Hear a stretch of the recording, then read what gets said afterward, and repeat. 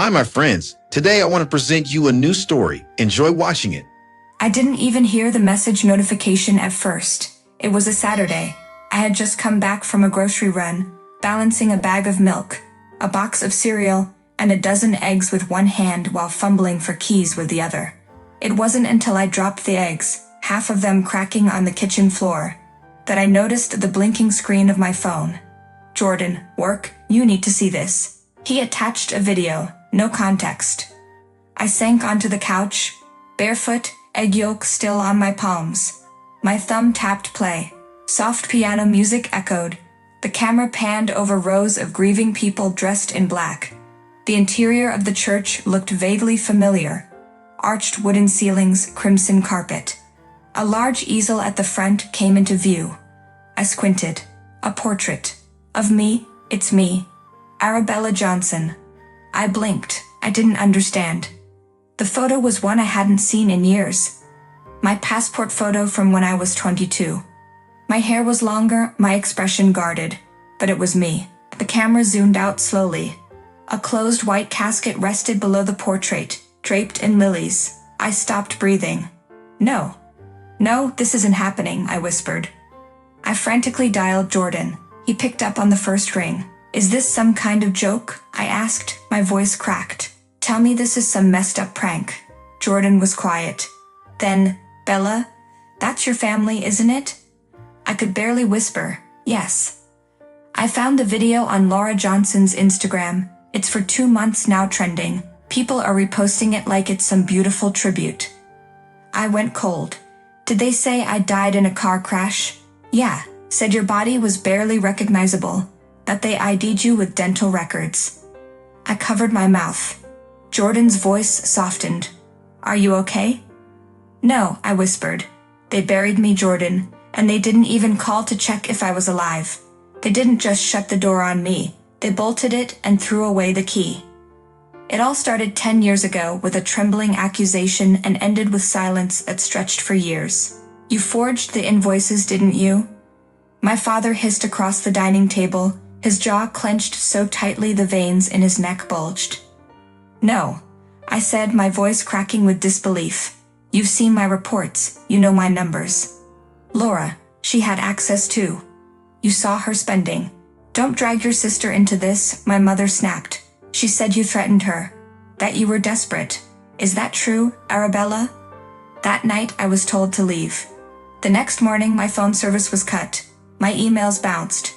My work ID was revoked. Within a week, I was jobless, homeless, and betrayed. I couch-surfed through friends' apartments, then scraped together enough to rent a single-room flat above a laundromat. It smelled of damp detergent and regret. Months passed, I wrote letters, left voicemails, but never once did anyone answer me. After receiving the video of my funeral, I Googled myself. My breath caught. Arabella Johnson, 1993 to 2024. Car accident in Lisbon. Deceased. Mourned. But I had never set foot in Portugal. I stared at the glowing screen, reading and rereading the obituary as if it were some twisted fiction. My stomach turned. The clerk at the city records office squinted at me like I was a ghost. You're Arabella Johnson, he asked, tapping the keyboard again. Ma'am.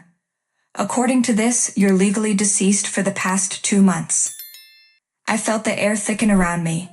Deceased where exactly? I demanded, leaning over the counter. In Lisbon.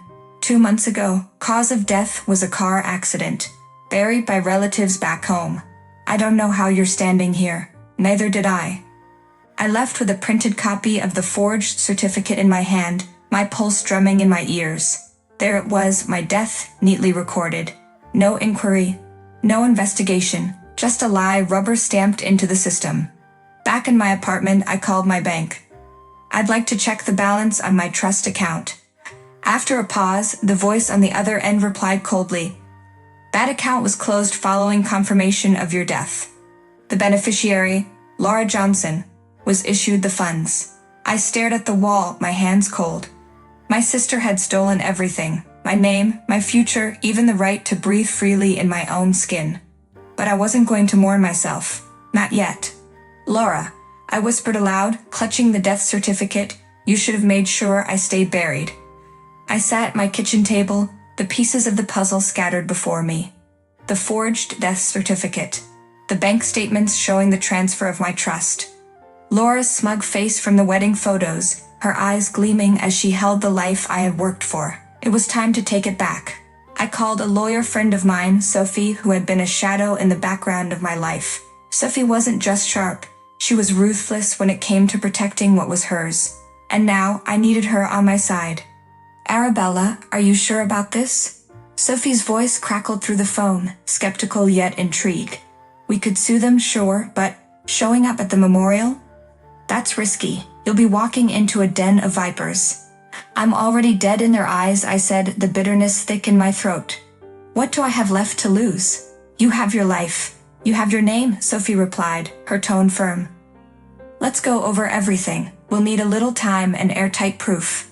Thanks to Sophie's professionalism, we gathered sufficient evidence to prosecute my family. 3 months later, I stood in front of the church where I was buried.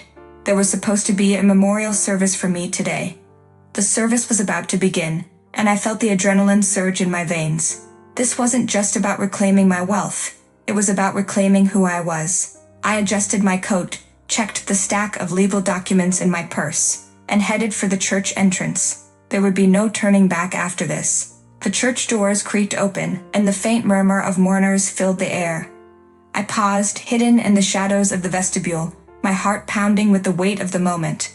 Inside, I could already see them, my family, the ones who thought I was gone, the ones who took my life without a second thought. I took a deep breath. This was it. I stepped inside, and every head in the room snapped toward me. There in the front, my parents stood, their faces a mask. My father movingly recited a memorial prayer. Laura stood beside them, her hands folded in fake sorrow, her eyes flicking nervously between the coffin and the door. I couldn't let this go on any longer. I clapped my hands 3 times to get everyone's attention and stepped out of the shadows. I've decided to come back from that light to find out something from you all and look you in the eye. My voice was clear, cutting through the tense silence like a knife. My mother's face went pale, her legs buckling beneath her as she gasped and staggered backward, clutching the pew for support. My father, usually the pillar of control, stood frozen, his glass of wine slipping from his hand and shattering on the marble floor. Laura? She was speechless, her mouth opening and closing as if trying to form words but failing. The room buzzed with disbelief. Whispers spread like wildfire, but I wasn't here for whispers. I walked to the front, pulling the legal papers from my bag. I'm not dead, and I'm going to prove it. I turned to my family, my gaze cold as steel. You think you've won. But you took something from me that you can never have back. My identity, my life. I paused, letting the words sink in. And now I'll take it all back. A small murmur of panic rose from the crowd, but I pressed on. I've already filed for legal action. Your fraud, your deceit, it ends today. Laura's face twisted, her facade cracking for the first time. How did you? Her voice faltered. I've been gathering evidence for months, I said, holding up the papers. And once the law catches up with you, I'll be taking back everything you stole. All of it. The shock on their faces was priceless. In the weeks that followed, my family was exposed. The fraud charges stuck, and Laura's marriage, built on the lies of my death, crumbled. The stolen money was returned, and my name was cleared. But the hardest part, reclaiming my peace. I wasn't just a woman who refused to stay dead. I was the woman who decided to live again.